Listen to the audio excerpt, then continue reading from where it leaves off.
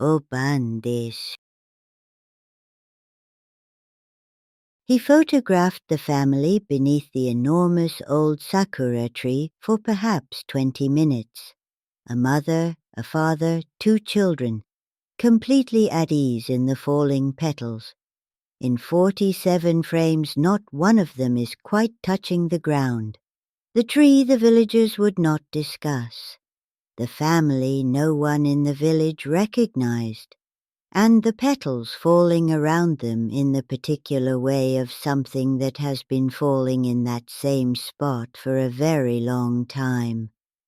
Don't look too carefully at any photographs taken beneath old trees tonight. It is time for chapter 159. Old Sakura trees accumulate something across the years of their flowering. Not simply age, though the age of very old Sakura trees is considerable, but something else. The particular quality of a place that has been witnessed repeatedly, that has had human attention directed at it across many seasons of bloom. Most old trees simply hold this accumulated attention quietly. But occasionally, a very old Sakura tree beside a mountain river holds something more specific. A family, returning every season with the particular ease of people who know this tree well, who have always known it, who will always know it, in whatever form knowing takes for them now. A professional photographer had come to the mountain village to document the Sakura festival for a regional publication. The assignment was straightforward: the festival, the village, the trees in bloom.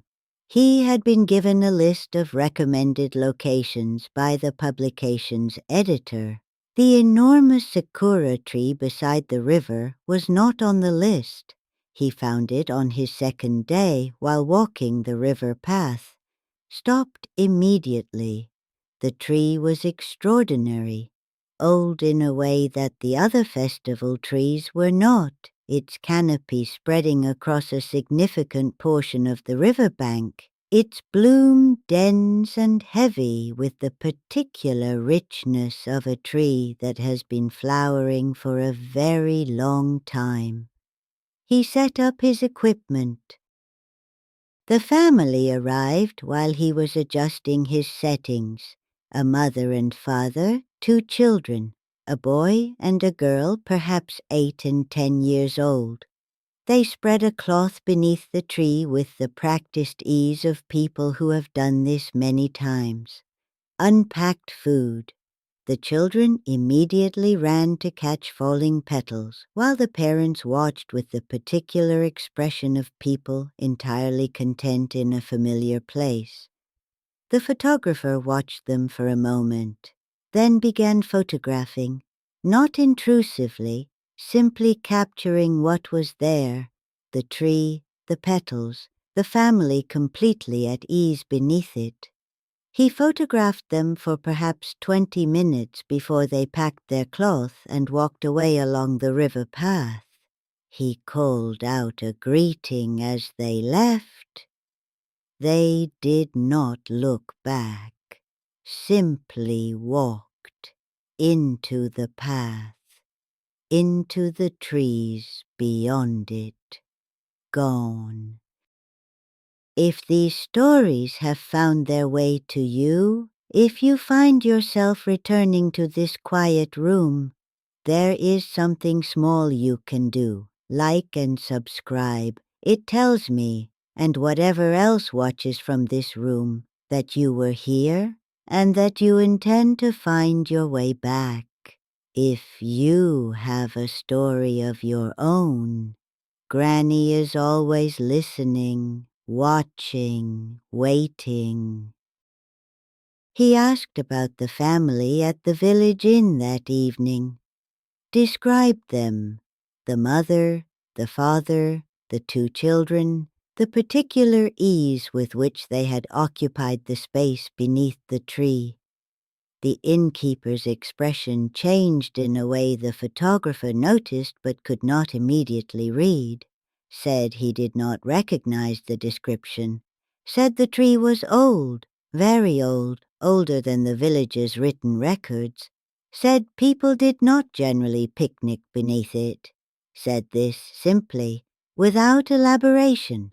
The photographer thanked him and went to develop his film. He had 47 frames from the afternoon. He developed them carefully and stood in the dark room looking at the prints as they emerged. Shock coy. Not the dark room temperature. Something else entirely.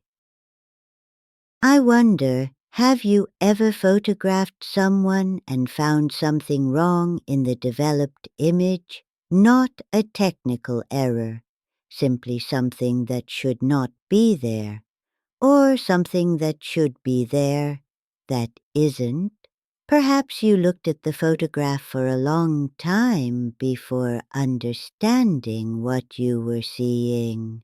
If you have a story of your own, this quiet room has space for your experiences too. Granny is always listening.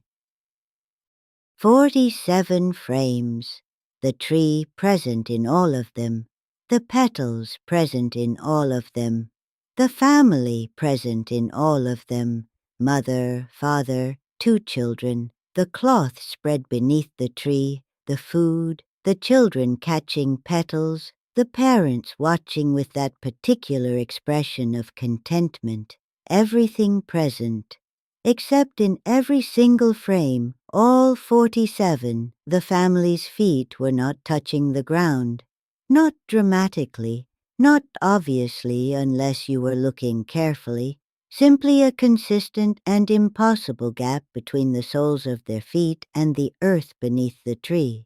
Chokiri, exactly right. Exactly that distance, in every frame. As though whatever kept them returning to this tree each season kept them also, always, just slightly above the ground they had loved so well in life. You are still here? Good.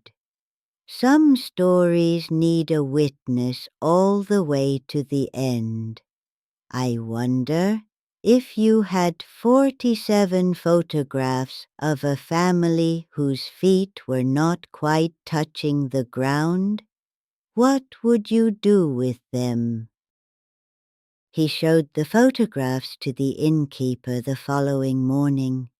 The innkeeper looked through them carefully, looked at the feet in each one, was quiet for a long time, then said that the tree was old enough that the village's oldest residents spoke of it as always having been there, that there were stories, old ones not often told, of a family who had loved that spot particularly, who had picnicked there every Sakura season for many years, who had drowned in the river one spring when the water was high, and who had been seen since then on certain festival days beneath the tree, enjoying the petals with the particular ease of people completely at home in a beloved space.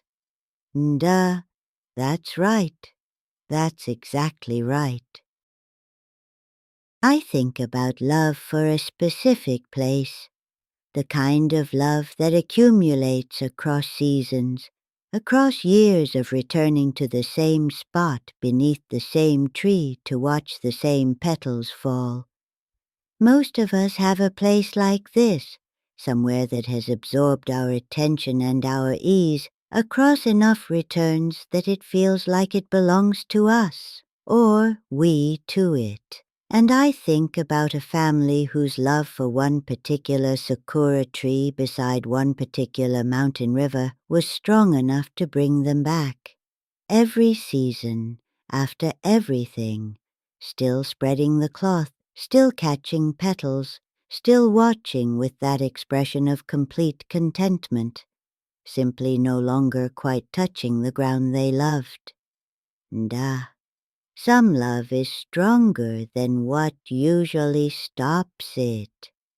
I have found this to be consistently true across a very long time of watching. Another whispered story from Japan, shared quietly here beside the kotatsu. If you are photographing a Sakura festival and you find an enormous old tree beside a river that is not on anyone's recommended list, photograph it. Set up your equipment.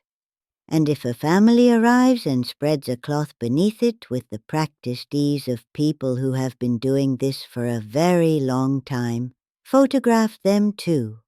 All 47 frames, or however many you take. And when you develop the images, look at the feet. Look carefully at the feet in every frame.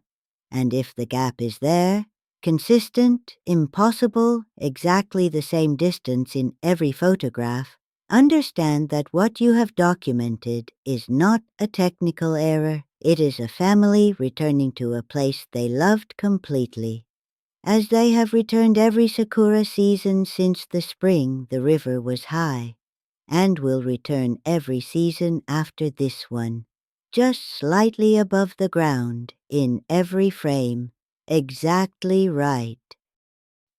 If this story stayed with you, if the dark or the shadow feels a little closer tonight, you know where to find me. I am always here beside the kotatsu, watching, waiting. And if you wish others to find their way here too, there is something small you can do. Like and subscribe. I would not object. And if you have a story of your own, this quiet room has space for your experiences too. Granny is always listening.